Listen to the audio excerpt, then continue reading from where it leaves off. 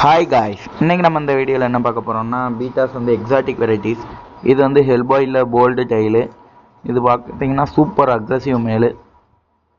இதுவும் நம்ம கிருஷ்ணா அக்வாட்டிக்ஸில் இருக்குது.